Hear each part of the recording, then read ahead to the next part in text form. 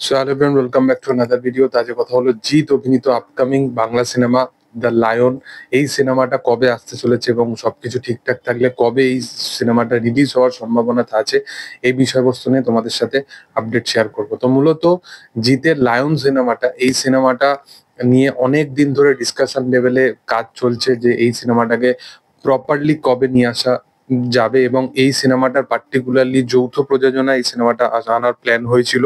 তো মূলত অনেক দিন ধরে মাল্টিপল ডে ধরে এই সিনেমাটা নিয়ে আসার প্ল্যানিং চলছে, এবং তারপরে মিডিলে একটা কন্ট্রোভার্সির কারণে তারপরে এখানে মানে আর সিনেমাটা কোনোভাবে চান্সেসই ছিল না সিনেমাটা নিয়ে আসার মতো।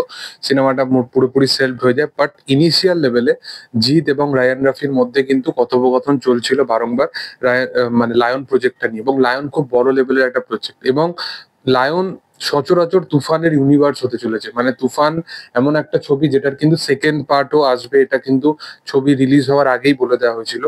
তো এই পার্টটাকে কোথাও গিয়ে কন্টিনিউ করার জন্য তার আগে লায়ন ছবিটা আসবে, না হলে কিন্তু এতদিনে কিন্তু তুফান 2 আমরা দেখতে পেয়ে যেতাম। তো যতটা সম্ভবত লায়ন সিনেমাটা হয়তো খুব তাড়াতাড়ি আমাদের কাছে আসবে।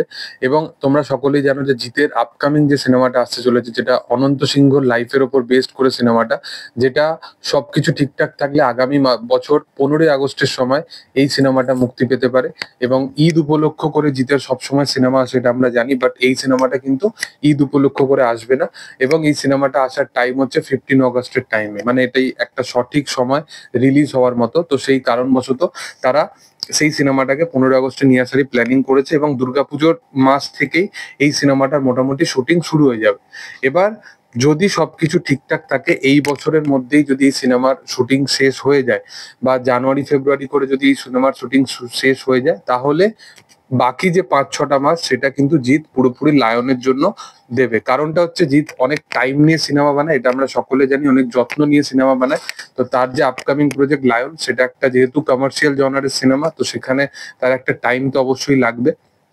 এবং সবকিছু ঠিকঠাক থাকলে আগামী বছর ক্রিসমাস বা দুর্গাপুজোকে উপলক্ষ করে এই সিনেমাটা কিন্তু রিলিজ পেতে পারে। মানে আগামী বছর জিতের কিন্তু টোটাল 2টো সিনেমা আসতে পারে বড় পর্দায়। দেখার যে সেই রকম প্ল্যানিং ওয়াইজ জিত চলে কিনা, বা কোন সিনেমাটা, 2টো সিনেমাই খুব বড় লেভেলের বিগ স্কেলের সিনেমা হতে চলেছে, যেটা কেউ বলে বিপ্লবী, কেউ বলে ডাকাত, এবং লায়ন, 2টো সিনেমাই।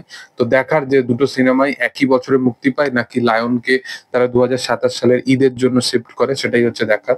তবে তোমাদের কি বক্তব্য, তোমাদের মতে কোনটা সঠিক কোনটা বেঠিক, সেটা কমেন্ট সেকশনে জানাতে পারো।